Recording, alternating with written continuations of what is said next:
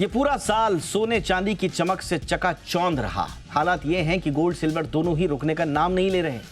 बस इंतजार है तो नए साल के आगमन का, और लगता है आने वाले साल में भी गोल्ड सिल्वर की चमक बनी रहेगी। लेकिन कब तक? आखिर कब आएगा करेक्शन? निवेशकों के लिए क्या होनी चाहिए रणनीति? क्या बहुत देर हो चुकी है सोना खरीदने की, या फिर अभी बाकी है?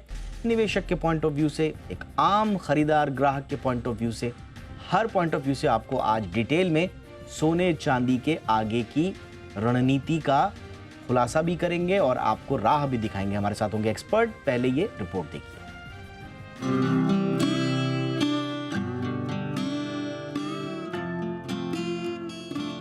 इस साल के गुजरने में अब महज कुछ दिन ही बचे हैं, लेकिन जिस तेजी से इस साल सोने ने अपनी चमक बिखेरी है कि सारे रिकॉर्ड ध्वस्त होते गए।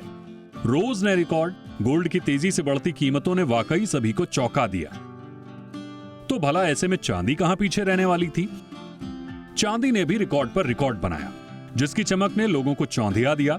सोने चांदी की आसमान छूती कीमतों ने निवेशकों की मुश्किलें बढ़ा दी कि आखिर वे क्या करें। चौंकिए नहीं, महज एक साल में सोने के भाव में करीब 70% से ज्यादा का उछाल देखने को मिला। तो वहीं चांदी ने इस साल करीब 125% का रिटर्न दिया। तो सबसे बड़ा सवाल यह है कि आखिरकार कब तक गोल्ड सिल्वर के भाव ऐसे ही आसमान पर रहेंगे, या फिर साल 2026 में सोने चांदी के भाव का ये बुलबुला फूटेगा? ये एक बड़ा सवाल है।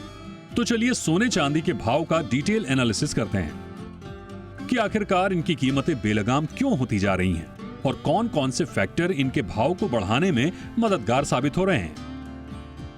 सोने के भाव फिलहाल रिकॉर्ड हाई पर हैं। एमसीएक्स पर सोना पहली बार 1,38,000 के पार पहुंचा है। तो वहीं ग्लोबल मार्केट में भी सोना रिकॉर्ड ऊंचाई पर है। बीते 2 दिनों की बात करें तो सोने के भाव में करीब 5,000 रुपए की तेजी देखने को मिली है, और इस महीने में इस तेजी का ग्राफ करीब 10% से ज्यादा है। रिकॉर्डधारी सोने ने इस साल करीब 50 बार नया हाई टच किया है, जो अपने आप में एक नया कीर्तिमान है। ये तो रही सोने की कहानी। तो चलिए अब आपको बताते हैं कि चांदी की चमक इस साल कितनी जोरदार रही। घरेलू बाजार में चांदी रिकॉर्ड ऊंचाई पर है। एमसीएक्स पर पहली बार चांदी का भाव $2,16,500 के पार पहुंचा है। तो वहीं ग्लोबल मार्केट में पहली बार चांदी $70 के पार पहुंची है। बीते एक हफ्ते में चांदी की कीमतों में उछाल को देखें तो 10% से ज्यादा है, और एक महीने में 40% और एक साल में कीमतें 140% से ज्यादा मजबूत हो चुकी हैं। गोल्ड और सिल्वर की कीमतों को कौन सा टॉनिक मजबूती दे रहा है, ये भी समझते हैं। दरअसल जियोपॉलिटिकल टेंशन से सोने में तेजी का माहौल बना हुआ है। इसके अलावा फेड रेट कट्स और सुस्त लेबर मार्केट और महंगाई में नरमी से रेट कट की उम्मीद बढ़ी है। तो वहीं सेंट्रल बैंकों की लगातार खरीद गोल्ड ईटीएफ में मजबूत इनफ्लो सोने के भाव को उछाल दे रहा है, सो अलग। चांदी की आसमान छूती कीमतों की बात करें तो उसे मजबूत इंडस्ट्रियल डिमांड से तेजी का बूस्टर मिल रहा है। सोलर, इलेक्ट्रॉनिक्स और ईवी सेक्टर में आ रही बड़ी डिमांड का सहारा मिल रहा है। इसके अलावा ग्लोबल इन्वेंट्री में लगातार कमी के चलते भी चांदी पूरी तरह से चांदी काट रही है। फिलहाल तो नए साल में सोने चांदी की कीमतें अपने पीक पर बनी रहेंगी, या नया साल इसके लिए करेक्शन का साल साबित होगा, ये देखने की बात होगी। ब्यूरो रिपोर्ट, जी मीडिया। आइए खास मेहमानों का रुख करते हैं। स्वागत करते हैं दीपक सोनी जी का, एमडी कार्तिकेय बुलियन। बहुत बहुत स्वागत है दीपक जी आपका हमारे शो पे। Good evening. नितिन खंडेलवाल हमारे साथ हैं, एमडी खंडेलवाल ज्वेलर्स। बहुत बहुत स्वागत है Nitin ji. Good evening sir. Show में आपका एक बार फिर से स्वागत। रेनिशा चेनानी हमारे साथ हैं, रिसर्च हेड ऑकमोंट गोल्ड की। बहुत बहुत स्वागत है रेनिशा आपका भी। Good evening ma'am. Deepak ji, चर्चा की शुरुआत आपसे ही कर रहे हैं। हर कोई यही पूछ रहा है कि जैसे जैसे वक्त बीतता जा रहा है, हर किसी को यही लग रहा है कि सोना चांदी दोनों हाथ से गए। तो कोई करेक्शन, कोई विंडो आ रहा है जो निराश चेहरों में थोड़ी सी रौनक लौटाए? कोई करेक्शन दिख रहा है सर, या कोई विंडो जहां खरीदारी का मौका बन पाए, या गया हाथ से सच में सोना चांदी? धन्यवाद दीपक जी। देखिए, ये आपने एकदम सही कहा कि पिछले एक साल में जो रिटर्न गोल्ड और सिल्वर ने दिया है, उसमें जिनके हाथ से गाड़ी छूट गई है उनको एंट्री का मौका नहीं मिला है। लेकिन अब यहाँ पे थोड़ा सा माइंडसेट चेंज करने की जरूरत है। मुझे लगता है कि ये हम एक बहुत सॉलिड बुल रन में है। यहाँ पे हमें बहुत ज्यादा डिप के ऊपर ना एंट्री करने का मौका नहीं मिलेगा। मुझे ऐसा लगता है कि पहले क्या होता था, पहले एक मार्केट में बहुत अच्छा करेक्शन आता था। समझ लीजिए जो करेक्शन समझ लीजिए 60,000 से गोल्ड ने 54,000 से गोल्ड ने एक बार 45,000 की तरफ डिप लगाया था। उस तरह के करेक्शन हमें देखने के लिए मिलते थे। लेकिन पिछले एक साल में जो करेक्शंस है उनके गैप बहुत छोटे हुए हैं। तो एंट्री के मौके मिलते हैं, लेकिन you have to be aggressive to enter in this market, because ये ऑलरेडी इतना बढ़ चुका है कि जो एग्रेसिव नहीं है उनका भी इस मार्केट में कोई काम नहीं है। तो मौके हमेशा मिलेंगे। देखिए अभी 2,08,000 9,000 से जो है सिल्वर टूट के 2,02,000 भी आई थी, तो वहां पे 7,000 8,000। You don't have to go into percentage right now. आप जहां भी आपको एंट्री का मौका मिले सिल्वर में 7-8 हजार आप वहां पे एंट्री कर लीजिए। जहां पे आपको गोल्ड में 2 से 3 हजार में मौका मिले वहां पे आप पोजीशन बनानी स्टार्ट कीजिए। जब आप पोजीशन बिल्ड करनी स्टार्ट करेंगे उस समय अगर और नीचे मार्केट जाता है तो आप और बाई कीजिए। आपको जो बाइंग है वो completely not in a single shot आप नहीं कर सकते हैं। आपको उसको ब्रेक करना पड़ेगा और थोड़ा थोड़ा करके इन्वेस्ट करना पड़ेगा। तो जहां से भी ये करेक्शन 3,000 के आसपास गोल्ड में आए और 7 से 8,000 के आसपास सिल्वर में आए, तो वहां पे जो इस मार्केट में इंटर करना चाहते हैं उनको बाइंग करना चाहिए। ओके, तो 3,000 की अगर कहीं विंडो आपको दिखे और 7,000 की विंडो सिल्वर में दिखे, 3 की सोने में, 7 में, 8 में सिल्वर में, तो वहां पर आप एग्रेसिव रहिए, एकदम मुस्तैदी के साथ नजर रखिए रेट्स पर और फिर उसके बाद आप एंट्री ले सकते हैं। तो यह है आपके लिए सलाह। अब नितिन सर आपके पास आ रहा हूं, खंडेलवाल सर, ये तो रही निवेशकों के लिए बात। अब उनके लिए सर जो तरस रहे हैं, फेस्टिव सीजन भी गया, शादियों का भी सीजन गया, अब नया साल आ रहा है सर, ऐसा लग रहा है कि उनके लिए भी बहुत कुछ है, नहीं तो कहीं बहुत ज्यादा उनके लिए तो देर नहीं होगी सर। सर सोने में मैं पिछले 45 साल से डील कर रहा हूँ। सोना कभी सस्ता था ही नहीं। कोई आदमी बता दे कि मैंने सोना सस्ता लिया तो मैं मान जाऊं।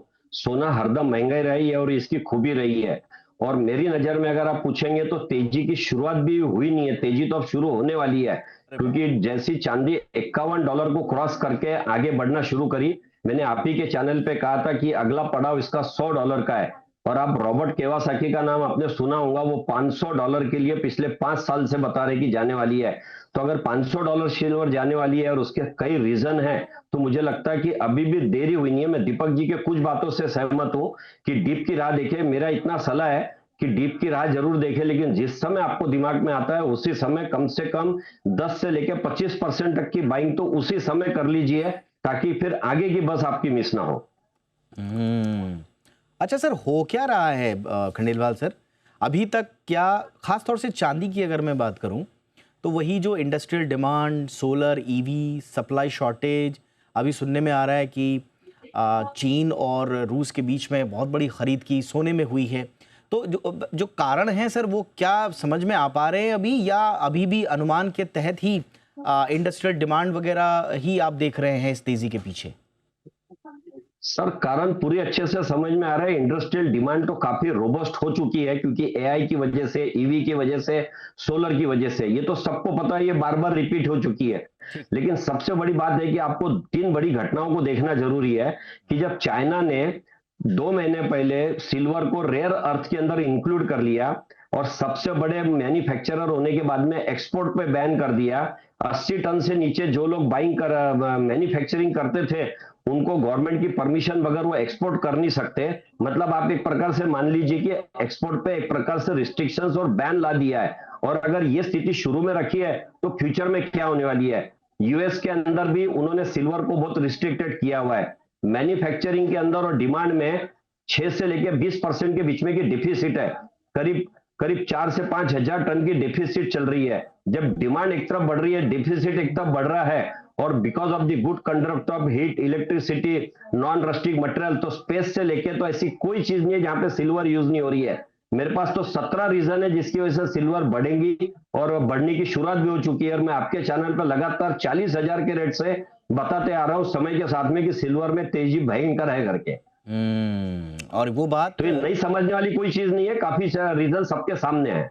और सबसे बड़ा रीजन मैं आपको आज बताना चाहता हूं जिसपे बहुत मंथन करने की जरूरत है, वो है कि ब्रिक्स कंट्री का जो प्लान चल रहा है उसके अंदर डॉलर का स्ट्रेंथ कम होने वाली है, डॉलर इंडेक्स दिन ब दिन कम होते जा रहा है Alternative और currency. डॉलर की वैल्यू कम होंगी तो गोल्ड सिल्वर बढ़ने वाला है। तो ब्रिक्स को करेंसी प्रिंट करने के लिए भी कुछ ना कुछ बैकिंग देनी पड़ेगी जो गोल्ड और सिल्वर के अलावा कोई दे नहीं सकती है। तो ऐसे बहुत बड़े रीजन सामने आने वाले समय में आने वाले हैं। तो मेरा ये कहना है कि तेजी की शुरुआत हुई नहीं है, यहां से बाद में तेजी की शुरुआत होने वाली है। रेनिशा जी, अब 17 रीजन तो खंडेलवाल सर ने ही गिना दिए, उसके अलावा भी उनके पास और सारे इनपुट्स होंगे। एक आम आदमी के पास तो कोई इनपुट होता नहीं है, वो तो सीधा जी बिजनेस देखता है, फिर थोड़ा बहुत एनालिसिस पता चलता है, लेकिन समझ में नहीं आता कि आगे क्या हो। हमारे यहाँ अलग अलग पैनलिस्ट आते हैं, सबकी अपनी अपनी राय हो, लेकिन एक आम आदमी के लिए अगर हम कहें कि 2026 में क्या होने वाला है सोने चांदी में, तो आप लोगों के अब तक के आकलन, प्रेडिक्शंस क्या है मैम? जैसे मेरे को पैनलिस्ट ने कहा कि बहुत सारे रीजंस हैं जिस वजह से गोल्ड एंड सिल्वर में इस साल हमने रैली देखी है, बट एक जो बेसिक चीज आम इन्वेस्टर को देखनी चाहिए जो कमोडिटीज में इन्वेस्ट करते हैं, तो उसमें सबसे बड़ी चीज जो इम्पैक्ट करती है वो है सप्लाई और डिमांड।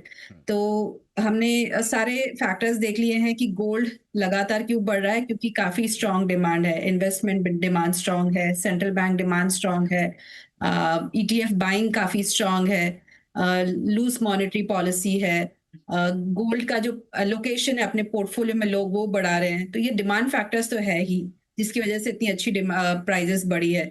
बट सिल्वर में क्या हुआ है, डिमांड के साथ साथ सप्लाई कंसर्न्स भी काफी बने हुए हैं। लगातार 5 सालों से डेफिसिट मार्केट में है ये।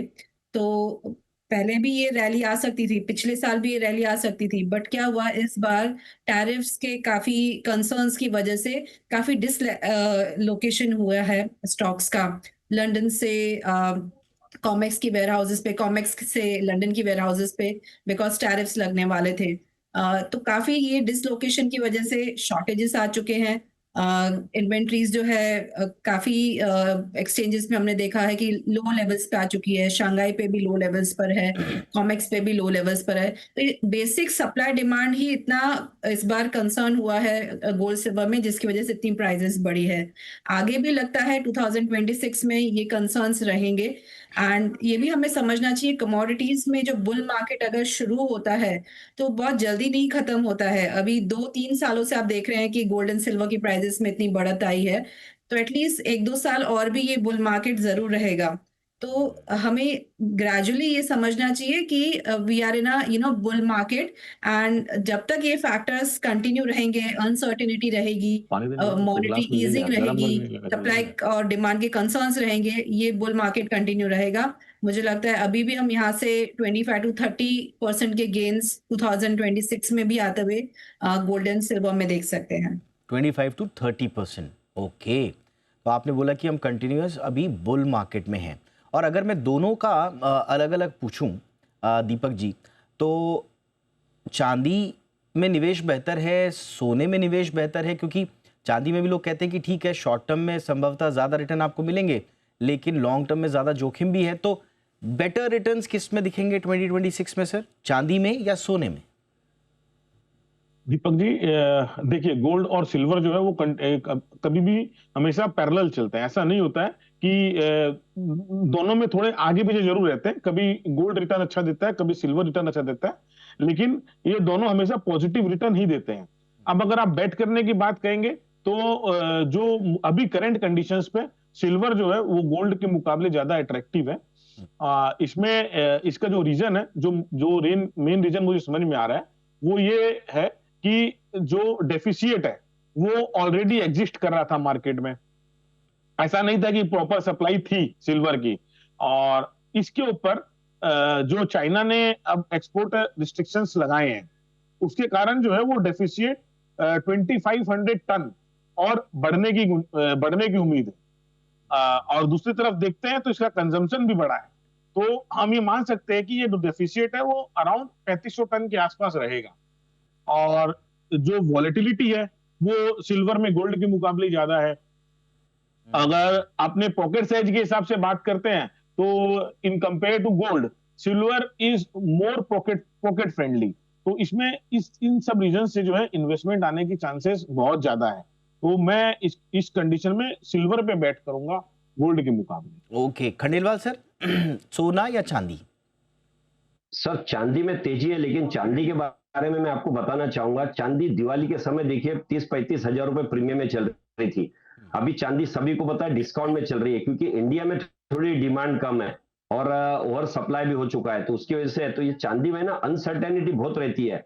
और चांदी का रिकॉर्ड जो है वो वोलाटाइल नेचर का रहा है, जो आम आदमी को सूट नहीं करता है। तो मेरा ऐसा कहना है कि 75% अपना अलोकेशन जो है गोल्ड में होना चाहिए और 25% अपने सिल्वर में होना चाहिए, क्योंकि सिल्वर तेजी मंदी के अलावा सिल्वर के बहुत सारे हिडन एडवांटेजेस भी है। खास करके सिल्वर जो है वो आयुर्वेदिक के अंदर इसका बहुत रिकमेंडेशन दिया हुआ, हेल्थ के दृष्टि से, वेल्थ के दृष्टि से। तो ये सब चीजें लोगों ने अपने घर में उसका यूज करने के लिए यूटेंसिल्स बाय करना चाहिए, हर महीने कुछ ना कुछ बाय करना चाहिए।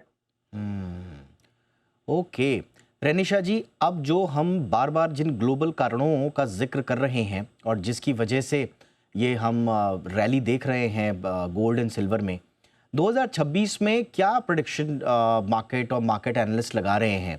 आई मीन जो ग्लोबल अनसर्टेनिटीज़ हैं, क्या वहाँ पर कुछ एक सेटल डाउन होने जैसी सूरत बनती हुई दिखाई दे रही है?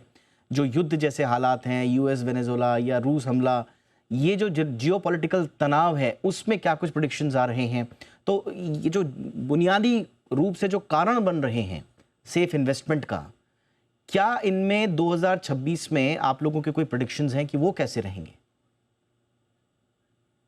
जी, हमने देखा है कि गोल्ड एंड सिल्वर मार्केट काफ़ी फैक्टर्स की वजह से इम्पैक्ट तो करता ही है, बट सबसे बड़ा जो फैक्टर है वो है सेफ हेवन डिमांड काफ़ी स्ट्रांग रहती है अगर अनसर्टेनिटीज मार्केट में बनी रहे तो। एंड 2025 में एक ये लर्निंग रही है कि मार्केट में अनसर्टेनिटीज ज़रूर रहेंगी ही रहेंगी, चाहे वो टैरिफ की अनसर्टेनिटी हो या वॉर की अनसर्टेनिटी हो, पॉलिटिकल अनसर्टेनिटी हो या कोई भी अनसर्टेनिटी हो, तो ये चीज़ तो रहेगी ही रहेगी। तो मार्केट प्लेयर्स अभी ये चीज समझ रहे हैं कि एक फंडामेंटल शिफ्ट आ चुका है। पहले अगर आप देखेंगे मार्केट में एक तरह से जो वाइड स्प्रेड अलोकेशन होता था एसेट क्लासेस का, वो ऐसा होता था कि 60% equity 40% debt. Gold and silver को लोग बहुत कम ही कंसीडर करते भी थे तो लेस देन 5% अपने पोर्टफोलियो में करते थे। बट ग्रेजुअली जो ये शिफ्ट आ रहा है, अनसर्टेनिटीज बढ़ गई है और जिस तरह से रिटर्न्स मिले हैं पिछले 3 सालों में गोल्ड एंड सिल्वर में, तो एलोकेशंस जो है बड़े फंड हाउसेस से, इन्वेस्टमेंट फंड से, पेंशन फंड से, ईटीएफ से, हर तरह से एलोकेशन बढ़ रहे हैं। इनफैक्ट सेंट्रल बैंक्स भी अपना एलोकेशन बढ़ा रही है गोल्ड एंड सिल्वर में। तो सबको ये समझ आ गया है कि हमें भी अपने पोर्टफोलियो में गोल्ड एंड सिल्वर लेना है। तो जो ये फंडामेंटल शिफ्ट आया है, इसकी वजह से ही काफी बड़ी डिमांड आ रही है। हर डिप्स में हम देख रहे हैं कि प्राइस लेवल सपोर्टेड है। तो 2026 में भी ये फंडामेंटल शिफ्ट कंटिन्यू रहेगा और एलोकेशंस बढ़ेंगे। मैं भी इनफैक्ट यही रेकमेंड करती हूँ कि आपके पोर्टफोलियो में एटलीस्ट 20% गोल्ड एंड सिल्वर का एलोकेशन जरूर होना चाहिए। तो ये अनसर्टेनिटीज में आपका रिस्क एडजस्टेड रिटर्न अच्छा बनेगा। आप जो बाकी फैक्टर्स पूछ रहे हैं क्या क्या और नए आ सकते हैं मार्केट में, सबसे बड़ा फैक्टर ये आ सकता है कि जो ट्रम्प ने टैरिफ्स लगाए हैं उनके ऊपर कोर्ट में काफी कार्रवाई चल रही है एंड उसका जो डिसीजन है फर्स्ट वीक ऑफ जनवरी में आ सकता है कि ये टैरिफ्स कंटिन्यू रहेंगे कि निकल जाएंगे, और अगर निकल जाते हैं तो उसका रिफंड भी मिलेगा काफी कंट्रीज को। तो ये एक बहुत बड़ा डिसीजन फैक्टर होगा कि आगे चल के क्या अनसर्टेनिटी रहती है मार्केट में। सेकेंड फैक्टर रहेगा कि जो फेड के चेयरमैन है पॉवेल, वो मई में उनका टर्म एक्सपायर हो रहा है, तो जो नए चेयरमैन आएंगे वो ट्रम्प ने चुने हुए होंगे, तो वो ज्यादा रेट कट्स कर सकते हैं। अभी मार्केट एक्सपेक्ट कर रहा है कि there could be 2 rate cuts, but अगर वो आएंगे तो शायद 3 से 4 रेट कट्स हो सकते हैं। तो वो भी एक पॉजिटिव फैक्टर रहेगा जो सपोर्ट करेगा प्राइसेस को। और सबसे बड़ा तीसरा फैक्टर जो है वो है यूएस की डेट एंड फिस्कल डेफिसिट की जो लेवल्स हो जो लगातार बढ़ रही है, इसकी वजह से ग्रोथ कंसर्न्स आएंगे। तो ये 3-4 फैक्टर्स हैं जिसकी वजह से आगे भी अनसर्टेनिटीज रहेंगी, आगे भी टेंशंस बने हुए रहेंगे, वॉर प्रीमियम भी बना रहेगा प्राइसेस में एंड ये बुल मार्केट कंटिन्यू रहेगा। ऑल राइट, अब चर्चा के आखिरी हिस्से में हम पहुंच चुके हैं। संक्षेप में आप तीनों से एक सवाल पूछूंगा उन लोगों के लिए जो बड़े लेट राइजर्स होते हैं। हालांकि आई एम श्योर जो हेडलाइंस और जो पूरा का पूरा न्यूज़ इकोसिस्टम में जितनी बातें गोल्ड और सिल्वर की हुई हैं, हर किसी का ध्यान आकर्षक किया है। लेकिन अभी भी जिन लोगों ने कोई डिसीजन नहीं लिया है और अब वो नए निवेश के तौर तरीके के रूप में गोल्ड और सिल्वर की तरफ देख रहे हैं, दीपक जी, उनके लिए आपकी क्या सलाह होगी? किस रूप में जाएं? फिजिकल गोल्ड में जाएं, ईटीएफ में जाएं, म्यूचुअल फंड, गोल्ड ज्वेलरी और इसी तरह से सिल्वर में? तो कहाँ एंट्री लें? कौन सी बेस्ट रहेगी सर? जी, मेरा मानना है ये कि देखिए, अगर आप फुल अमाउंट इन्वेस्ट करके अगर परचेज करना चाहते हैं तो फिजिकल गोल्ड और फिजिकल सिल्वर का कोई मुकाबला नहीं है।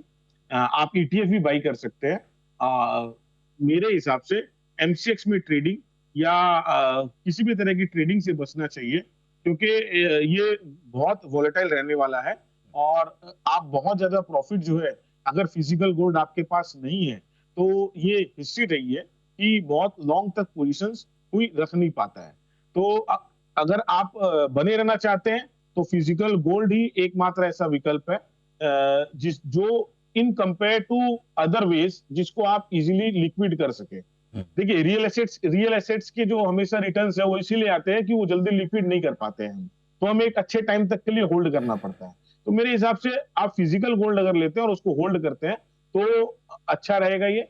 और इन आप यूटेंसिल्स लीजिए, आप बार और कॉइन्स लीजिए।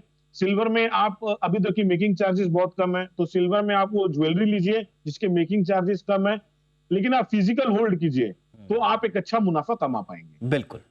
और हाथ में आपकी चीज रहेगी, फिजिकल गोल्ड, सिक्का, बार, यूटेंसिल्स हाथ में चीज रहेगी, शादी त्योहार में भी इस्तेमाल कर सकते हैं, तो वो इसका एक एडेड फायदा है। एकदम सही दीपक जी। क्या होता है जब फिजिकल चीजें हमारे हाथ में रहती है ना तो हम उससे एक लगाव हो जाता है। हाँ, हाथ में आई चीज को जल्दी से कोई भी छोड़ना नहीं चाहता। छोड़ना नहीं।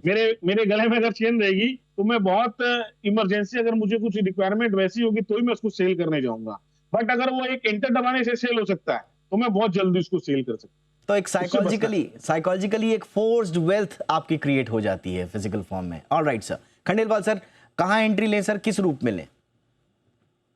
सर, मैंने पहले भी कहा है कि जिस समय आपके दिमाग में आता है उस समय एटलीस्ट 25% की एंट्री तो ले ही लेना चाहिए, ताकि अगर आगे चांस मिलता है तो आगे आप सर, और ले सकते हैं या फिर फॉर्म कम भी में हो जाए तो ले सकते हैं। खंडेलवाल सर, किस फॉर्म में? देखिए, मैं तो कभी भी फिजिकल फॉर्म में कहूंगा। मैं दीपक जी की बात को बिल्कुल तवज्जो देता हूं, क्योंकि इसके अंदर आम के आम गुठली के दाम है। इसके अंदर आप ऑर्नामेंट ले भी सकते हैं, पहन भी सकते हैं, कैरी कर सकते हैं। आपका समाज के अंदर एक लेडीज का एक रुतबा होता है, सेंस ऑफ पोजीशन होता है, उसका कॉन्फिडेंस लेवल लगता है। फंक्शन अटेंड करने के लिए वो फ्रीली और फ्रैंकली जाती है, क्योंकि उसके पास अच्छी वेयरिंग के लिए ज्वेलरी होती है, जितना कपड़ा इंपॉर्टेंट है। और मैं कहना चाहता हूं कि वर्ल्ड के अंदर जितने भी कंट्री में लोगों को देश छोड़ के जाना पड़ा है, उन लोगों के लिए भी एक संदेश है कि ना तो वो डिबेंचर्स ले जा सकते, ना प्रॉपर्टी ले जा सकते। वर्ल्ड में किसी करेंसी पे किसी का भरोसा नहीं है। 25-30 कंट्री के ऊपर ना डॉलर चलता है, ना यूरो चलता है, ना रुपी चलता है, लेकिन सोना एक ऐसी चीज है जो वर्ल्ड की 200 कंट्री में भी चल सकता है। तो ये ऑल टाइम एटीएम है। तो फिजिकल पोजीशन रहेगा तो आपको 24/7 आप यूज कर सकते हैं। ना कोई हॉलिडे लगता है इसको, ना किसी प्रकार का कोई गवर्नमेंट की छुट्टी है इसको कोई नड़ती अड़ती है। तो फिजिकल इस और खास करके ऑर्नामेंट यूज में। All right. लेकिन कुछ लोगों का ये भी फिलॉसफी होती है कि ईटीएफ वगैरह में चले जाएं, डीमैट अकाउंट से आप इसकी खरीद बिक्री कर सकते हैं, मेकिंग चार्जेस पड़ने नहीं हैं, आसान है, स्टोरेज की टेंशन नहीं है। तो कुछ लोग इस तरह भी होते हैं। तो हाँ, दीपक जी कुछ कह रहे हैं, फिर मैं रनिशा जी के पास जाऊं। दीपक जी देखिए, ये कहना बहुत आसान है। ये हमें बहुत बार ना व्हाट्सएप यूनिवर्सिटी में हमें सुनने के लिए मिलता है। हाँ। कि अगर हमने 1985 में इस शेयर में 1 लाख रुपए डाले होते तो आज वो इतने करोड़ होते। हाँ। लेकिन आज तक ऐसा कोई इन्वेस्टर नजर नहीं आया जो 1985 में जिसने आगे सामने कहा हो कि मैंने एक्स कंपनी में रुपए डाले थे और वो आज 1 लाख के आज जो है वो 70 करोड़ या 80 करोड़ रुपए है। फिजिकल चीज जब तक आपके पास नहीं रहेगी, ये मेरा मानना है और ये मेरे से और भी काफी लोग जो है वो सहमत होंगे, जब तक आपके हाथ में फिजिकल चीजें नहीं रहेगी आप बहुत लंबा मुनाफा नहीं कमा सकते। ठीक है सर। खंडेलवाल सर भी कुछ ऐड कर रहे हैं। सर, इसमें सबसे बड़ी बात यह है कि जब फिजिकल पोजीशन का जो सेंस ऑफ पोजीशन है ना, वो बहुत ज्यादा इंपॉर्टेंट है। आप किसी महिला को, मैंने दूसरे चैनल पे कहा था, आप 100 ग्राम का ईटीएफ बताइए और उससे 50 ग्राम की आप ज्वेलरी बताइए, वो क्या चूज करेंगे देखिए। वो फिजिकल ज्वेलरी पसंद करेंगे आधे का कॉस्ट की भी। तो फिजिकल और ऑर्नामेंट फॉर्म के अंदर जिसके अंदर उसको पहनने का भी पूरा शौक होता है, और 10% अगर मजदूरी का नुकसान होता है तो उसका एप्रिसिएशन भी उससे कई गुना ज्यादा मिल रहा है। जहां 100% एप्रिसिएशन हो गया, वहां 10% लेबर चार्जेस का नुकसान भी होता है, तो उसका बेनिफिट उसको 90% हो ही रहा है उसमें। बट जो आज के नए निवेशक हैं सर, वो जो जेनजीज और पीछे से अल्फा भी आ रहे हैं, तो उनको तो ये लगता है ना कि फिजिकल फॉर्म में अगर ले लेंगे तो कहाँ रखेंगे, किसके रखेंगे, चोरी हो जाएगा, ये हो जाएगा, तो आइए चलिए ईटीएफ ले लेते हैं, निवेश कर देते हैं, डीमैट अकाउंट ही तो खोलना है। तो ये भी एक यंगस्टर्स के लिए माइंडसेट है सर, उनके लिए क्या कहेंगे? सर क्वांटिटी में अगर ज्यादा लेना है, किसी को अगर 200-500 ग्राम लेना है, तो मैं नहीं कहूंगा कि इतना सोना पहन के चलिए, लेकिन एक महिला को बदल के पहनने के लिए आजकल सर आपके जानकारी के लिए बताना चाहता हूं, 24 कैरेट के मंगलसूत्र भी आ चुके हैं, 24 कैरेट की ज्वेलरी मिलने लग गई है। इंडिया के सराउंडिंग के अंदर अगर आप चाइना जाते हैं, बांग्लादेश जाते हैं या थाईलैंड जाते हैं, तो वहां पे सारी ज्वेलरी 24 कैरेट की, वो चलन इंडिया में भी आ चुका है। तो अब आपको 24 कैरेट में अदली बदली करके आप पहन सकते हैं, बड़ी चेन पहन सकते हैं, रिंग है, टॉप्स है, बेंगल है, कड़े हैं। जेंट्स लोगों के लिए भी बहुत सारी मेंस एक्सेसरीज आ चुकी है, जिसका उनको पहनने में बहुत ज्यादा आनंद आता है। वो परंपरागत रूप से जो एब्सोल्युटली परंपरागत रूप से सेंस ऑफ पोजीशन जो आपने कहा, वो एक समृद्धि का भी द्योतक है, सूचक है हमारे यहाँ। तो वो उसके एक एडेड अपने सामाजिक और साइकोलॉजिकल दोनों उसके एडवांटेजेस हैं। बट निवेश करें आप किसी भी रूप में करें। रेनेशा जी, आप कुछ कहना चाहेंगी? क्योंकि म्यूचुअल फंड तक जा रहे हैं लोग, एसआईपी शुरू कर दिया, मतलब बहुत सारी चीजें अट्रैक्ट कर रही हैं लोगों को, तो आप क्या सलाह देंगी? आई वुड से कि अपने ओवरऑल इन्वेस्टमेंट को काफी डाइवर्सिफाइड रखना चाहिए, फिजिकल भी लेना चाहिए एंड डिजिटल भी। एंड आई वुड से जो ऑस्पिशियस डेज होते हैं, जैसे अक्षय तृतीया है, धनतेरस, दिवाली है, या कोई फेस्टिवल है, तब आप फिजिकल गोल्ड एंड सिल्वर में आप इन्वेस्ट कीजिए थ्रू बार्स, कॉइन्स, ज्वेलरी, जो भी आपकी रिक्वायरमेंट है। आपका इस तरह से इन्वेस्टमेंट भी रहेगा, फिजिकल फॉर्म में आप उसे जो टच भी कर पाएंगे एंड उसे फील भी कर पाएंगे। एंड 50% आप डिजिटल फॉर्म में लीजिए through gold ETF, silver ETF, digital gold, digital silver. अगर आपके पास डीमेट अकाउंट है तो digital gold gold ETF and silver ETFs ले सकते हैं। अगर डीमेट अकाउंट नहीं भी है और आप बिल्कुल छोटे अमाउंट में भी सेविंग्स अपनी कन्वर्ट करना चाहते हैं गोल्ड में, 100 रुपए से स्टार्ट करते हुए, तो वो आप डिजिटल गोल्ड, डिजिटल सिल्वर में भी कर सकते हैं। तो ओवरऑल अपने पोर्टफोलियो को डाइवर्सिफाइड रखिए, 20% गोल्ड एंड सिल्वर में डालिए अकॉर्डिंग टू मी। एंड अगर 20% में से भी डालना है तो आधा गोल्ड में, आधा सिल्वर में, उसमें भी डाइवर्सिफाई कीजिए। आप उसमें आधा फिजिकल फॉर्म में लीजिए, आधा डिजिटल फॉर्म में लीजिए, तो ओवरऑल आप हर तरह से इन्वेस्टेड रहेंगे इस मार्केट में। एब्सोल्युटली इन्वेस्टेड रहिए गोल्ड और सिल्वर में, ये ओवरऑल राय है। अब फिजिकल में आप जाना चाहते हैं या डिजिटल में, ये हम आपके ऊपर छोड़ते हैं। दोनों के अपने अपने फायदे हैं। आप किस रूप में और किस प्रोपोर्शन का निवेश करना चाहते हैं वो डिपेंड करेगा आप पर ही। लेकिन एक बात जो तय है सारांश के रूप में, वो ये कि 2026 में भी हम अपवर्ड्स ट्रेंड ही देखेंगे, 20, 25, 30% के आसपास, या संभवतः उससे भी ज्यादा। बाकी आप एक बार दोबारा से पूरी चर्चा सुन लीजिएगा और निष्कर्ष पर पहुंचिएगा। बहुत बहुत धन्यवाद आप तीनों का वक्त निकालने के लिए। दीपक सोनी जी बहुत बहुत धन्यवाद। Nitin Khandelwal sir, thank you so much sir. Renisha Chainani, thank you so much ma'am for your time. एक छोटा सा ब्रेक के उस पार कुछ और खबरें।